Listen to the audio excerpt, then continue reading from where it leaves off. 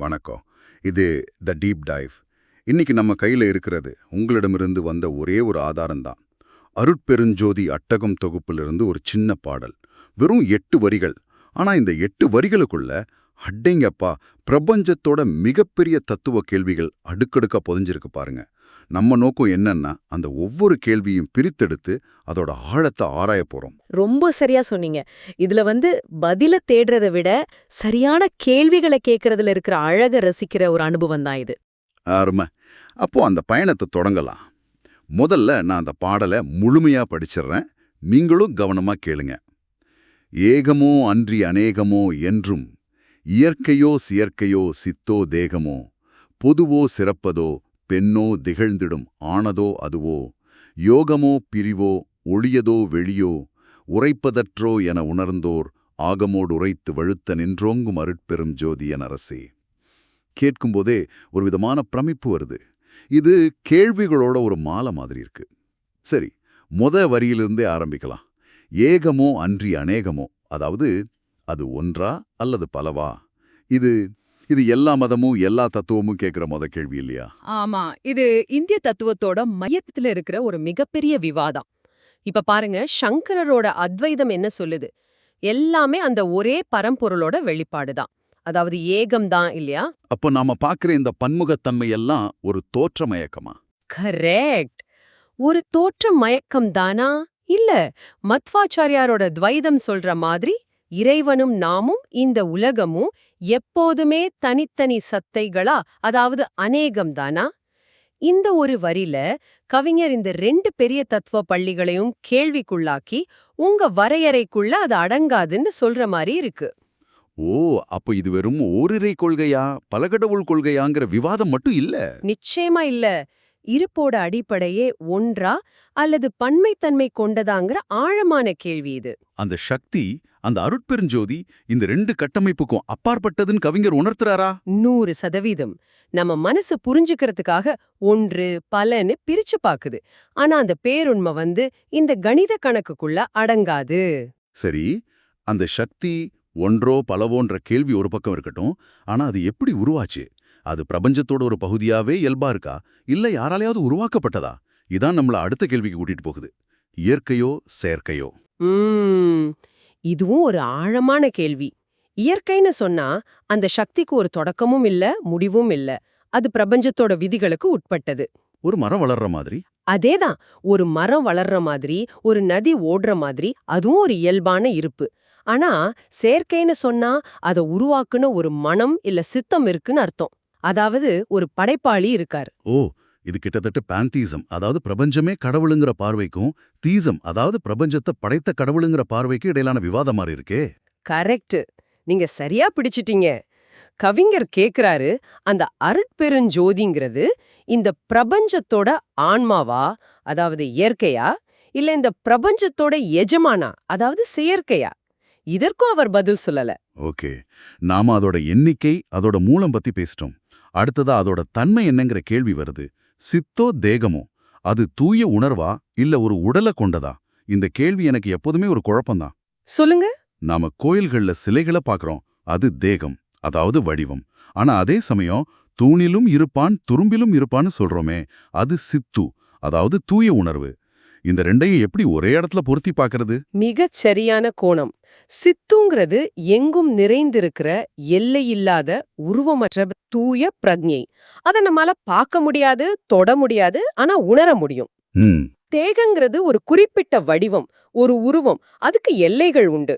அருவமா உருவமாங்கிற பக்தி மரபோட அடிப்படையான விவாதமே இதுதான். இதுல சுவாரஸ்யம் என்னன்னா, நிறைய பேரு இந்த 2ல ஒன்ன தேர்ந்தெடுத்துப்பாங்க இல்லையா?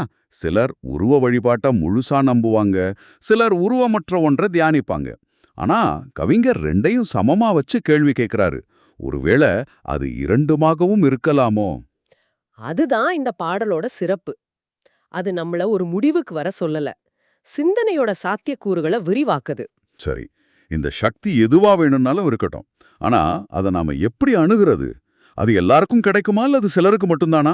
இது அடுத்த கேள்விக்கு இட்டு செல்கிறது. பொதுவோ சிறப்பதோ? இது கொஞ்சம் நடைமுறை சார்ந்த கேள்வியா தெரியுதே. ஆமா, இது ஆன்மீக பாதியோட ஜனநாயக தன்மை பத்தினது. பொதுன்னா அந்த தெய்வீக அனுபவங்கிறது சூரிய ஒளி மாதிரி காத்து மாதிரி எல்லாருக்கும் பொதுவானது. முயற்சி செஞ்சா யார் வேணாலும் அடையலாம். அங்க எந்த பாகுபாடமும் இல்ல. கரெக்ட். ஆனா சிறப்புன்னா அது ஒரு பரிசு மாதிரி, ஒரு வரம் மாதிரி எல்லாருக்கும் அது கிடைச்சிடாது. தேர்ந்தெடுக்கப்பட்ட சில ஆன்மாக்களுக்கு மட்டுமே இறைவனோட கருணையால அது கிடைக்கும். ஆனா அது சிறப்புன்னு சொன்னா ஒரு விதமான ஏற்றத்தாழ்வை உருவாக்குற மாதிரி இல்லையா? சிலருக்கு மட்டும்தான் மோட்சம், மத்தவங்களுக்கு இல்லைன்னு சொல்ற மாதிரி ஆகிடாதா? நல்ல கேள்வி. சிறப்புன்றத தகுதியோட அடிப்படையில பார்க்கலாம். அதாவது முற்பிறவி புண்ணியம், தீவிரமான பக்தி, தியாகம் இதோட அடிப்படையில சிலருக்கு அந்த அருள் சிறப்பா கிடைக்கலாம்னு சில மரபுகள்ல ஒரு வாதம் உண்டு. கவிஞர் இங்க அந்த அருளுங்கிறது நம்ம உரிமையா, அதாவது பொதுவா, இல்ல அது அவனோட கருணையா, அதாவது சிறப்பான்னு கேக்குறாரு. ஒரு நிமிஷம். அடுத்த வரி உண்மையிலே ஆச்சரியமா இருக்கு. நாம் இன்னைக்கு பாலின சமத்துவம், பாலினத்தை கடந்த அடையாளம் பத்தியெல்லாம் பேசுறோம். ஆனா பல நூற்றாண்டுகளுக்கு முன்னாடி எழுதப்பட்ட ஒரு பாடல்ல பெண்ணோ திகழ்ந்திடும் ஆனதோ அதுவோன்னு கேட்டிருக்காங்க. ஆண் பெண்கிற இருமைக்கு வெளியே அதுங்கிற ஒரு சாத்தியத்தையும் சேர்த்திருக்காங்கங்கிறது எவ்வளோ முற்போக்கான சிந்தனை. இதுதான் இந்த பாடலோட மிக முக்கியமான இடங்கள்ல ஒண்ணு. நம்ம மனுஷர்கள் நம்மளோட வரையறைகளை, நம்ம அடையாளங்களை வச்சுதான் எல்லாத்தையும் புரிஞ்சுக்க முயற்சி பண்றோம். அதுல முக்கியமானது பாலினம். ஆமா, பல மதங்கள்ல கடவுள் ஒரு சக்தி வாய்ந்த ஆண் வடிவமா சித்தரிக்கப்படுறார். சில மரபுகள்ல பெண் தெய்வ வழிபாடு முக்கியத்துவம் பெறுது. ஆனா இங்க கவிஞர் அந்த சக்தி ஆணா பெண்ணான்னு கேட்டுட்டு அதோட நிறுத்தல. மூணாவதா ஒரு வாய்ப்பை வைக்கிறார். அதுவோ அந்த அதுன்ற ஒரு சொல் மொத்த பார்வையே மாத்திடுது. சமூகத்தால உருவாக்கப்பட்ட இந்த பாலின அடையாளங்களை எல்லாம் கடந்தது அந்த பரம்பொருள்னு எவ்வளோ அழகா சொல்லியிருக்காங்க. நிச்சயமா அந்த அதுன்ற சல், அந்த பேருண்மை நம்ம உயிரியல் சமூக கட்டமைப்புகளுக்குள்ள சிக்காதுன்னு ஆணித்தரமா சொல்லுது. அந்த காலத்திலேயே இப்படி ஒரு சிந்தனை வந்திருக்குங்கிறது உண்மையிலேயே பெரிய விஷயம். சரி, இந்த பாலினம் கடந்த, உருவம் கடந்த ஒரு சக்தியோட நாம கொள்ற உறவோட இறுதி இலக்கு என்ன? அதோட ஒன்றிணைவதா இல்ல அதிலிருந்து விலகி நின்னு வழிபடுவதா? இதுதான் அடுத்த கேள்வி இல்லையா? யோகமோ பிரிவோ? ஆமா, இது 2 விதமான ஆன்மீக பாதைகளை காட்டுது. ஒன்னு யோகம், அதாவது சங்கரர் சொன்ன அத்வைத்த நிலை. அகம் பிரம்மாஸ்மி, நானும் அந்த பிரம்மமும் ஒண்ணுதான், பிரிவே இல்லேன்னு உணர்ந்து அதோட 2 கலப்புது. சக்கரை தண்ணியில கரையிற மாதிரி. கரெக்ட். கரைஞ்ச பிறகு சர்க்கரைன்னு தனியா ஒண்ணும் இல்ல. இன்னொன்னு பிரிவு, அதாவது ராமானுஜர், மத்வர் போன்ற ஆச்சாரியர்கள் சொன்ன பாதை. பக்தன் வேறு, இறைவன் வேறு. அந்த பிரிவிலிருந்து உருவாகிற பக்தி, அன்பு மூலமா இறைவனை அடையிறது. இதை எப்படி சொல்லலாமா? யோகம்னா சமுத்திரத்துல கலக்கிற ஒரு நீர்த்துளி மாதிரி. பிரிவுன்னா சமுத்திரத்தை கரையிலிருந்து ரசிக்கிற ஒரு ரசிகனை போல. மிக அழகான உவமை. கவிஞர் இந்த 2 பாதைகள்ல எது உன்னுடையதுன்னு கேக்குறாரு. உன்னோடு நான் ஒன்னாகணுமா, இல்ல உன்னை போற்றி புகழ நான் தனியா இருக்கணுமாங்கிறது தான் கேள்வி. பாடலோட இறுதி கேள்விக்கு வரோம். இது ரொம்ப கவித்துவமா இருக்கு. ஒளியதோ வெளியோ, அது ஒளியா அல்லது வெற்றிடமா? வாவ், இது ரொம்ப அழகான கற்பனை. ஆமா, ஒளினா நமக்கு ஒரு நேர்மறையான அறிவூட்டுகிற பிம்பம் கிடைக்குது. ஆனா வெளி, அதாவது வெற்றிடம்னு சொல்லும்போது அது எல்லாத்தையும் தன்னுள் அடக்கிக்கிற ஒரு எல்லையற்ற தன்மையை கொடுக்குது. இது ஒரு அற்புதமான உருவக முரண்பாடு. ஒளிங்கிறது இருப்ப குறிக்குது. அறிவு, ஞானம், பிரகாசம். அது எதையும் மறைக்காது, எல்லாத்தையும் வெளிச்சம் போட்டு காட்டும். வெளிங்கிறது அதுக்கு நேர்மாறானது. அது எல்லையற்ற சாத்தியத்தை குறிக்குது. வடிவமற்ற தன்மை, அனைத்தையும் தன்னுள் அடக்கும் தன்மை.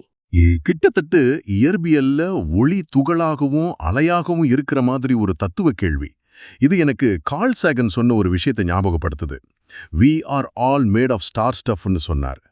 நாம நட்சத்திரங்களோட ஒளியிலிருந்து உருவானவங்க. அதே சமயம் நாம இந்த விஷாலமான பிரபஞ்ச வெளியில ஒரு சின்ன புள்ளி. நாம ஒளியும்தான் வெளியும்தான். ஒருவேளை கவிஞர் அதையதான் இறைவனை பத்தியும் சொல்றாரோ? அருமையான இணைப்பு. அந்த பேருண்மைங்கிறது இது அல்லது அது அல்ல, இதுவும் அதுவும் சேர்ந்ததுங்கிற புரிதலை நோக்கி இந்த கேள்வி நம்மள நகர்த்துது. இத்தனை பெரிய பதிலில்லாத கேள்விகளை கேட்ட பிறகு பாடல் எப்படி முடியுது? உரைப்பதற்றோ என உணர்ந்தோர் ஆகமோடு உரைத்து வழுத்த நின்றோங்கும் அருட்பெருஞ்சோதியன் அரசே. இதோட பொருள் என்ன? இந்த வரிகள் தான் பாடலோட உச்சகட்டம். இத்தனை கேள்விகளை கேட்ட பிறகு கவிஞர் ஒரு முடிவுக்கு வரார். உன்னை எப்படி வார்த்தைகளால் விவரிக்க முடியும் என்பதே அந்த முடிவு. இந்த உண்மையை உணர்ந்த ஞானிகள், அதாவது உணர்ந்தோர், தங்களோட வார்த்தைகள் அந்த பேருண்மையை விவரிக்க போதாதுன்னு புரிஞ்சுக்கிறாங்க. ம். அதனால அவங்களா புதுசா எதையும் சொல்ல முயற்சி பண்ணாம ஏற்கனவே இருக்கிற புனித நூல்களை, அதாவது ஆகமங்களை கொண்டு ஆகமோட்டுரைத்து உன்னை போற்றுகிறார்கள். அந்த புகழ்ச்சியை கேட்டு, என் அரசனே, அருட்பெருஞ்சோதியே, நீ மேலும் உயர்ந்து ஓங்கி நிற்கிறாய். அப்போ வார்த்தைகளால விளக்க முடியாத ஒரு கட்டத்துக்கு போனதும் ஞானிகள் ஏற்கனவே இருக்கிற ஆகமங்களை ஒரு ஆதாரமா எடுத்துக்கிறாங்க. ஒருவேளை எல்லையற்றத புரிஞ்சுக்க முயற்சிக்கும் போது ஒரு வரையறுக்கப்பட்ட பாதை தேவைப்படுதுன்னு சொல்றாங்களோ? மிகச் சரியா புரிஞ்சுக்கிட்டீங்க.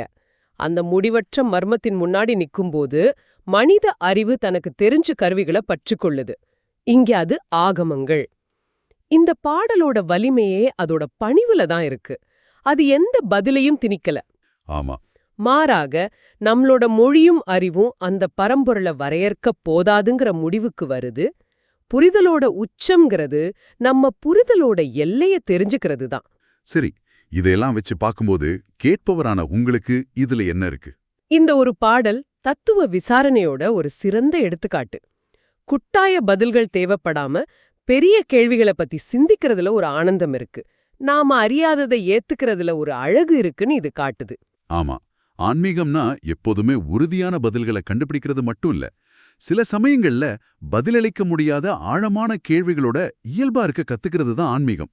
அந்த மர்மத்தை அனுபவிக்கிறதே ஒரு வகையான ஞானம். இறுதியா நீங்க சிந்திப்பதற்கான ஒரு எண்ணம். இந்த பாடல் ஒன்று பல ஒளிவெளி ஆண் பெண்ணுன்னு இரட்டைகளை குறிப்பிடுது. ஒருவேளை அருட்பெருஞ்சோதியோட உண்மையான இயல்பு இதுல ஒன்ன தேர்ந்தெடுக்கிறதில்ல, மாறாக இந்த எல்லா சாத்தியக்கூறுகளையும் ஒரே நேரத்துல தன்னுள் கொண்டிருப்பதாக இருக்குமோ? அது ஏகமாகவும் அநேகமாகவும் இயற்கையாகவும் செயற்கையாகவும் ஒளியாகவும் வெளியாகவும் ஆணாகவும் பெண்ணாகவும் அதுவாகவும் ஒரே நேரத்துல இருக்க முடியாதா? அந்த முரண்பாடுகளோட மொத்த உருவமா அது இருக்கலாம் அல்லவா? இதை நீங்க சிந்திக்கலாம்.